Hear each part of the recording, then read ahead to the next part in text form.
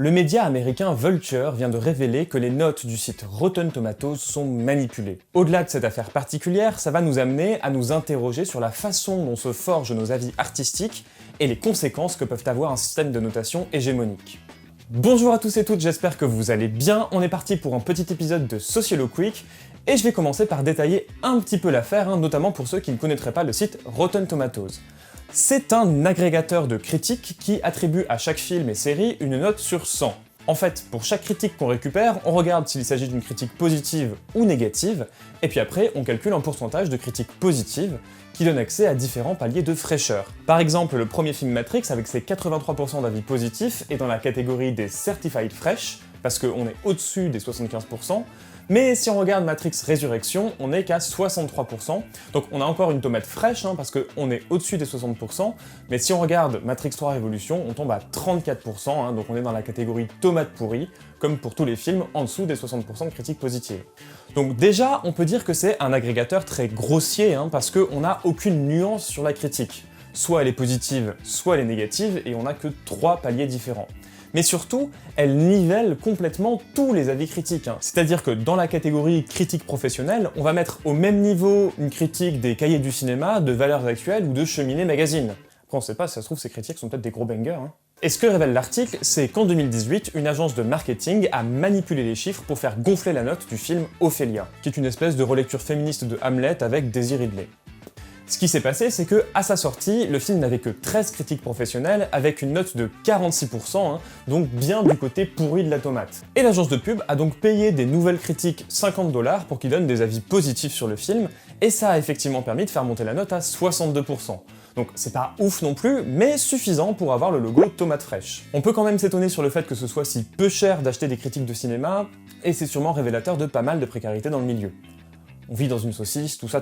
Mais outre cet exemple très criant d'achat de critiques, l'article pointe aussi des manipulations plus habituelles, comme le fait de sursélectionner les critiques qui vont aller voir le film en avant-première. Un des derniers exemples en date, c'est le film The Flash, qu'on a fait voir uniquement à des fanzous de DC pour que le film commence son exploitation en salle avec une note de 95%. Donc un bon petit boost pour la première semaine d'exploitation. Depuis, on est retombé à 63%, maintenant que d'autres critiques ont pu voir le film, et dire que c'était quand même pas terrible. Du coup, on peut se demander pourquoi les studios hollywoodiens, qui normalement ont des agences marketing, font des bandes annonces, etc., prennent la peine de manipuler un site de notation comme Rotten Tomatoes. Et pour bien comprendre ça, il va falloir examiner un peu plus en détail certaines particularités économiques des biens culturels. On est parti.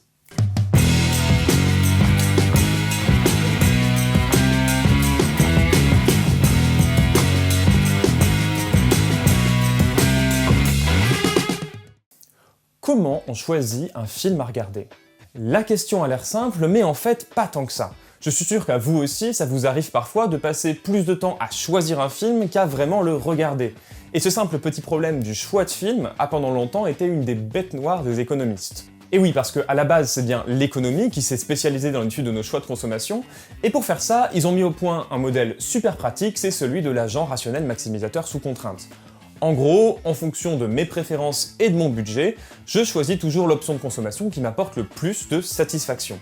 Mais ça veut dire qu'on suppose que je suis capable de prévoir à l'avance la satisfaction que je vais ressentir à la consommation de tel ou tel bien.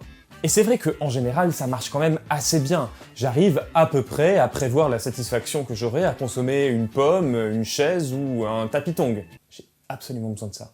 Mais il y a une catégorie de biens pour lesquels le modèle ne marche plus du tout, les œuvres d'art, ou les biens culturels de façon générale. Et oui, tant que je n'ai pas vu un film, je ne peux pas savoir à l'avance quelle satisfaction il va m'apporter.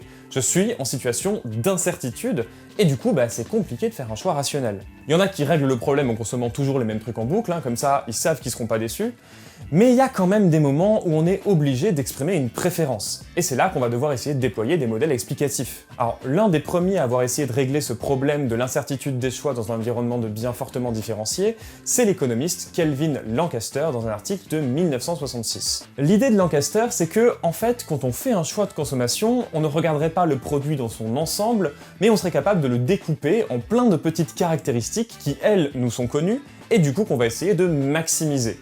Par exemple, pour un film, ça peut être le genre, le réalisateur, les acteurs, la franchise, tous les éléments qui le constituent. Par exemple, c'est vrai que je ne peux pas véritablement savoir à l'avance si je vais aimer ou pas le film Expendables 4. Mais en regardant les acteurs au casting, la subtilité de l'affiche et les 3 films précédents, j'arrive quand même à me faire une petite idée. D'ailleurs, il semble bien que les studios de cinéma ont clairement compris qu'on utilise tous les éléments à notre disposition pour essayer de réduire l'incertitude sur la qualité des produits, parce qu'on nous propose de plus en plus des films qui s'inscrivent dans des univers connus. De fait, si un film est une suite ou s'inscrit dans une franchise, ça nous donne clairement des informations sur le fait qu'on l'appréciera ou non, et donc c'est un choix moins risqué pour nous. D'où la quantité de suites, remakes, reboots, prequels, sequels, spin-off et autres multiverses d'œuvres déjà connues qui permettent aux studios de se sécuriser une fanbase minimale quand ils sortent un film, avec évidemment tous les effets pervers que ça peut provoquer. I will sequel franchise spin-off. Putain de connard d'enculé de ta mère, elle est bête. Et Lancaster va même plus loin parce que selon lui, on serait capable de décomposer précisément chaque caractéristique d'un bien culturel pour les mettre dans notre calcul de préférence. Par exemple, on prend le genre, le réalisateur, les acteurs, la franchise, le studio, le budget, etc. et on pondère comment chaque caractéristique influence habituellement notre jugement.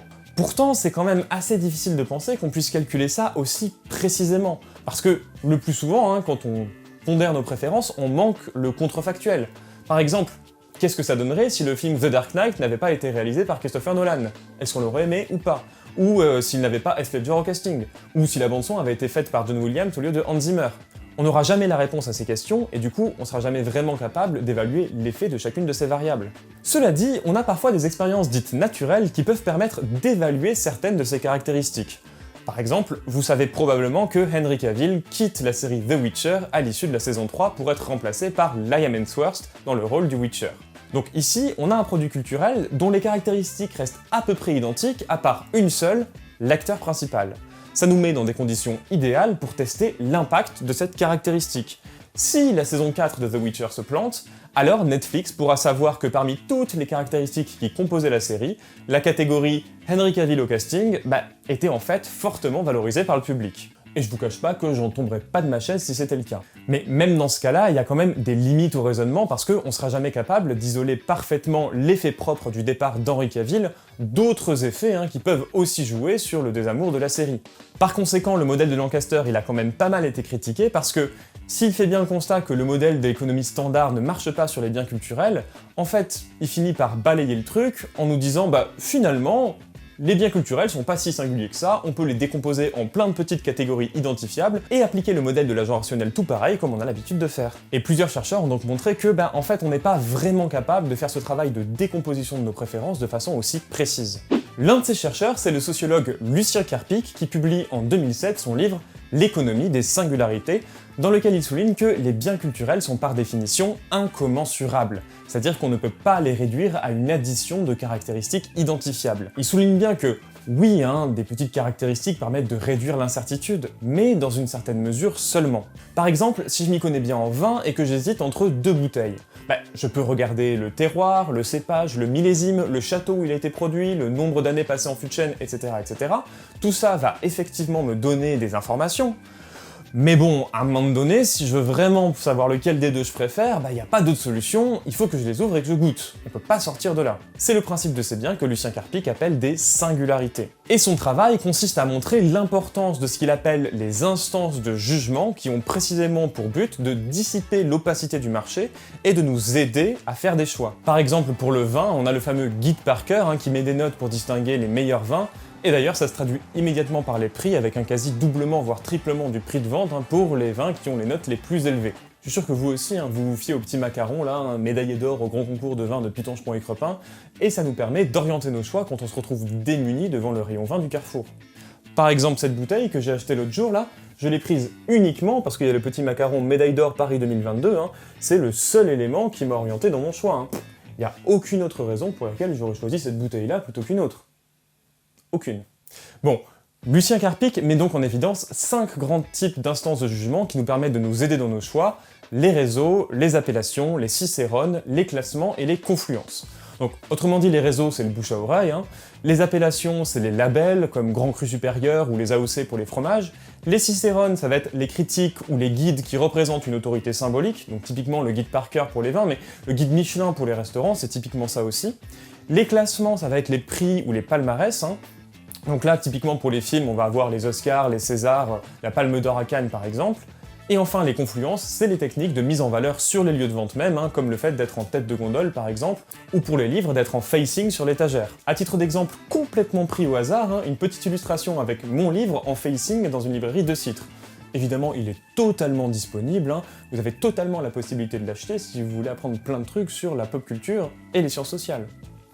Sans rentrer trop dans le détail, hein, Lucien Carpic montre notamment que pour le marché des variétés, c'est bien souvent les dispositifs de classement qui ont tendance à être les plus prescripteurs, et il repose sur ce qu'on appelle l'effet hit parade. C'est quelque chose de bien connu, hein, mais dans les espaces très concurrentiels comme le sont les mondes de l'art, on a souvent un modèle du winner takes all, hein, le gagnant prend tout, où on va avoir une petite différence de qualité qui va provoquer d'énormes différences dans les résultats. C'est particulièrement le cas dans le cinéma, hein, où la moitié des entrées sont réalisées par seulement 5% des films sortis. C'est aussi évidemment le cas en musique, hein, où le top 50 domine très largement tout le reste. The winner takes it all, the loser standing small. D'ailleurs, je viens de vous dire qu'une petite différence de qualité pouvait provoquer de gros écarts dans les résultats, mais en fait, les recherches en psychologie sociale ont même montré que le succès ne repose même pas vraiment sur la qualité réelle de ses œuvres. Je pense notamment à une expérience où on demandait à des personnes de voter pour leur musique préférée parmi une liste de 48 chansons originales, et à chaque fois, on remarque que c'est la musique qui engrange un peu plus de survote au tout début qui devient la préférée de toutes les autres, et de très très loin. Mais quand on répète l'expérience plusieurs fois, on voit que c'est à chaque fois une musique différente qui arrive en tête, ce qui montre que le jugement social ne dépend pas seulement des qualités intrinsèques de la musique, mais plutôt de la preuve sociale générée par le comportement et l'écoute des autres utilisateurs. Je vous renvoie vers cette vidéo de Hacking Social pour une présentation beaucoup plus détaillée de cette expérience et de ses implications. Et du coup, on comprend maintenant pourquoi le site Rotten Tomatoes a pu prendre autant d'importance dans ces dernières années. Il s'agit d'un dispositif de jugement qui permet de classer des singularités et qui joue aussi bien sur le régime de l'opinion experte, hein, avec la note des critiques, mais aussi sur le régime de l'opinion commune pour sa note du public. Alors, comme on l'a dit, le système de notation a plein de défauts, il gomme complètement les nuances entre les niveaux d'expertise des critiques, et surtout, il résume les avis de façon binaire, hein, positif ou négatif. Mais ce qu'il perd en nuances, il le gagne en clarté, parce que la note qui en résulte est d'une simplicité extrême, et il devient très facile pour le public de faire des classements entre les films. Ce n'est donc pas étonnant que ce site ait pris autant d'importance et qu'il soit de plus en plus utilisé par le public pour se forger une première impression sur un film. Et du coup, à partir du moment où avoir une bonne note sur Rotten Tomatoes permet de faire plus d'entrées, les studios sont fatalement incités à maximiser cette note. Du coup, la note Rotten Tomatoes cesse d'être simplement une mesure de la qualité d'un film, mais devient un objectif à atteindre. Et là, on retombe sur quelque chose dont je vous ai déjà parlé l'année dernière, l'effet Cobra. Quand une mesure devient un objectif, elle cesse d'être une bonne mesure. Et je vous invite bien sûr à aller voir et revoir la vidéo si vous voulez en savoir plus sur l'effet Cobra et les côtés obscurs de la mesure.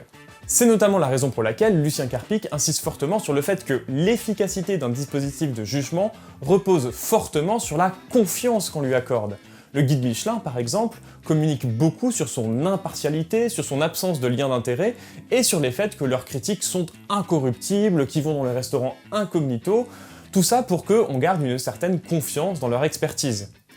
Il y a donc fort à parier que le niveau de confiance accordé au site Rotten Tomatoes risque d'être fortement ébranlé par l'affaire qui vient d'éclater, et qu'il cesse d'être autant utilisé par les personnes qui ont envie de se faire des avis sur un film.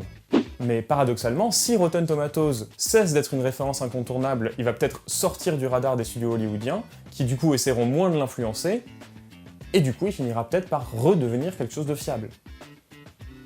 On retombe sur l'une des grandes difficultés de la mesure et de l'analyse en sciences sociales, c'est que les mesures peuvent être performatives et influencer l'objet même qu'on est en train d'étudier, ce qui doit nous enjoindre à beaucoup de prudence épistémique. Cet épisode de Socioloquick est maintenant terminé, j'espère qu'il vous aura plu. N'hésitez pas à devenir vous-même des instances de jugement et à partager cette vidéo sur les réseaux, à mettre des pouces en l'air, des commentaires, bref, tout ce qui peut permettre de réduire l'incertitude du public et des algorithmes sur sa qualité, et donner envie au plus de public possible de la regarder. Moi, je vous fais des gros bisous et à très vite. Ciao!